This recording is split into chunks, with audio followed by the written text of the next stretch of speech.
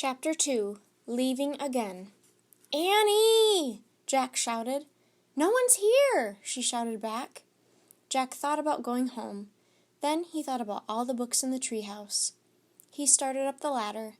When he was almost at the top, he saw light in the distant sky. Dawn was starting to break. Jack crawled through a hole in the tree house floor and took off his backpack.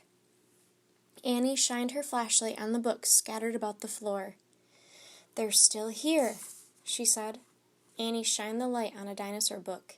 It was the book that had taken them to the time of dinosaurs. "Remember the Tyrannosaurus Rex?" asked Annie. Jack shuddered. Of course he remembered. How could anyone forget seeing a real live Tyrannosaurus Rex? The light fell on a book about Pennsylvania. A red silk bookmark stuck out of it. "Remember the picture of Frog Creek?" said Annie. "Of course," said Jack. That was the picture that had brought them home. "There's my favorite," said Annie. The light was shining on a book about knights and castles. There was a blue leather bookmark in it. Annie turned to the page with the bookmark.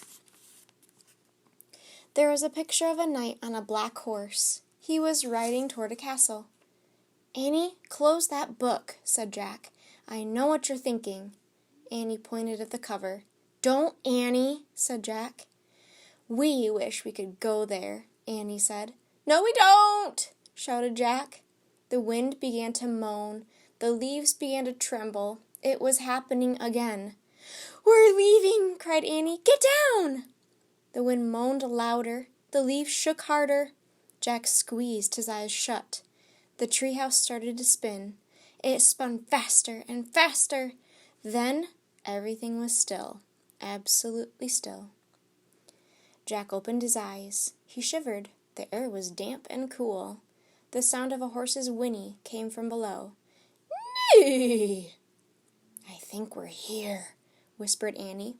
She was still holding the castle book. Jack peeked out the window.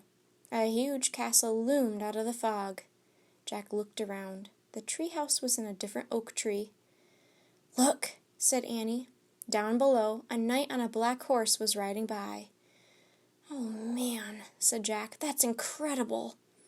But we can't stay here. We have to go home and make a plan first."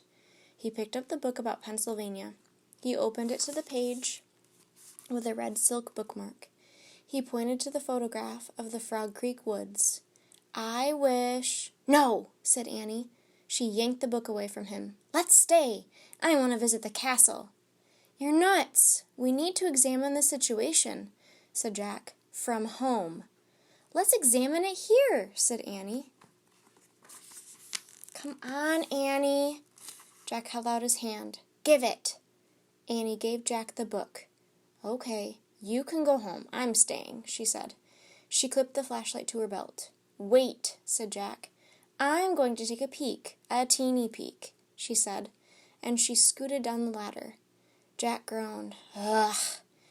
"Okay, Annie won." He couldn't leave without her. Besides, he sort of wanted to take a peek himself. Jack put down the book about Pennsylvania. He dropped the castle book into his pack. He stepped onto the ladder and headed into the cool, misty air.